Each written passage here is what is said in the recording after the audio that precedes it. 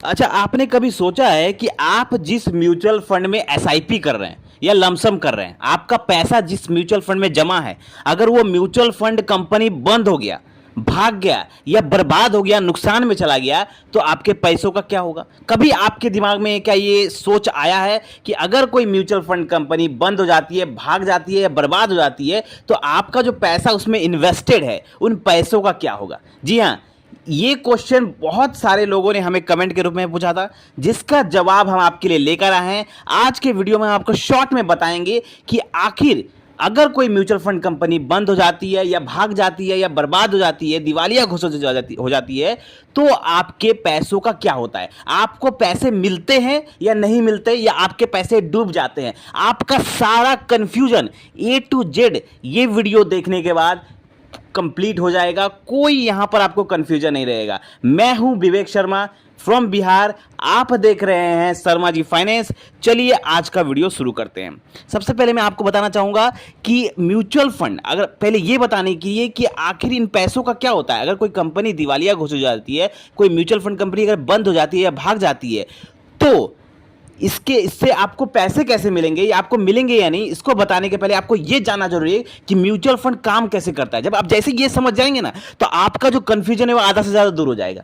देखिए, mutual fund जो company होती है उसमें होता क्या है, उसमें जो म्यूचुअल फंड एक फंड हाउस होता है, जैसे स्टेट बैंक का अलग फंड हाउस हो गया, म्यूचुअल फंड कंपनी हो गया, उस तरह से एचडीएफसी का हो गया, कनारा रोबोको का हो गया, मोतीलाल ओसवाल का हो गया, निपॉन इंडिया का हो गया, इन सब का एक फंड हाउस होता है। ये लोग क्या करती है, लोगों से पैसा इकट्ठा करती है और उन पैसों को वो अलग अलग कंपनी के शेयर्स में लगाती है, स्टॉक मार्केट में लगाती है। वहां पर वो अपॉइंट करती है एक फंड मैनेजर को, जो फंड मैनेजर अपने एक पूरे टीम के साथ ऑपरेट करता है। उस बहुत ज्यादा नॉलेजेबल और बहुत ज्यादा क्वालिफाइड और एक्सपीरियंस होता है। उसके पास इतना पैसा वो संभालता है, 30,000 करोड़, 33,000 करोड़, 50,000 करोड़, 10,000 करोड़, इतने बड़े बड़े अमाउंट को संभालता है। और वो जानता है कि मुझे इतने पैसों का किस कंपनी का शेयर खरीदना है, किस कंपनी का शेयर कब बेचना है, मतलब वो इन सब चीजों को संभालता है। तो इस तरह से म्यूचुअल फंड काम करती है।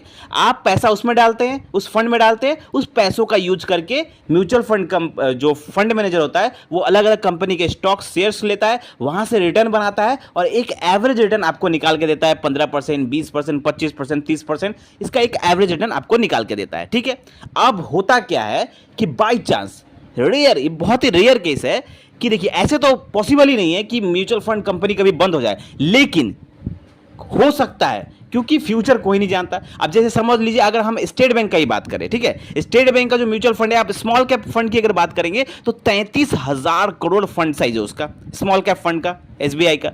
तो इतना बड़ा फंड साइज यहां पर दिवालिया घोषित, मतलब इतना आसान तो नहीं है, लेकिन खुदा ना खास्ता अगर फ्यूचर में कभी ऐसा कुछ होता है तो उसके लिए निपटने के लिए एक संस्था है जिसका नाम है SEBI, यानी security exchange board of India. ये क्या करती है, म्यूचुअल फंड और स्टॉक मार्केट को रेगुलेट करती है। AMFI और SEBI, security exchange board of India, और association of mutual fund in India, ये तो जो संस्था है ये म्यूचुअल फंड स्टॉक मार्केट को रेगुलेट करती है, मैनेज करती है, नियम कानून बनाती है। एक तरह से ये गवर्नमेंट का हाथ है। ठीक है, अब यहां पर क्या होता है, अगर ऐसा कोई सिचुएशन आता है तो इससे निपटने के लिए सेबी यानी security exchange board of India ने कई सारे रूल्स बना के रखे हैं, जिसके तहत जो आपका इन्वेस्टर है, जो पैसा, जैसे हम जैसे लोग जो उस फंड में पैसा लगा रहे हैं, तो उन अगर म्यूचुअल फंड कंपनी बंद हो जाती है किसी कारण से, किसी भी कारणवश से, अगर वो फंड हाउस बंद कर रहे हैं या वो किसी कारण से वो मतलब ऐसा हो गया दिवालिया घोषित होने वाला है, तो इन दैट केस जो म्यूचुअल फंड कंपनी बंद होने वाली है या दिवालिया घोषित हो रही है, उसको सेबी यानी security exchange board of India को सूचना देनी पड़ेगी इस सेबी के गाइडलाइंस के अनुसार। अब इस गाइडलाइंस के अनुसार सबसे अच्छी बात यह है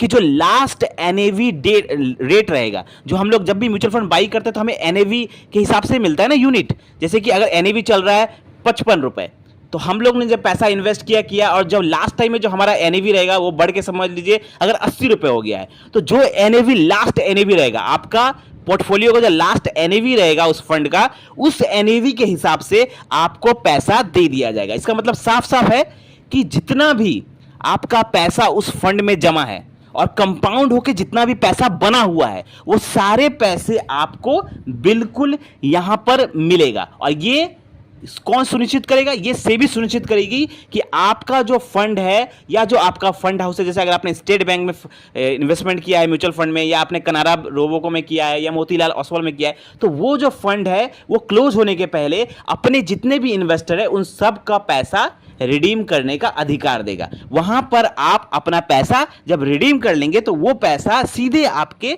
बैंक अकाउंट में आ जाएगा। मतलब यहां पर डरने की कोई जरूरत नहीं होती कि मेरा पैसा म्यूचुअल फंड में डूब सकता है। म्यूचुअल फंड में का पैसा थोड़ा नेगेटिव जा सकता है शॉर्ट टर्म में, लेकिन लॉन्ग टर्म में तो नेगेटिव भी नहीं आता, हमेशा आपको अच्छा रिटर्न देखने को मिलेगा फंड में।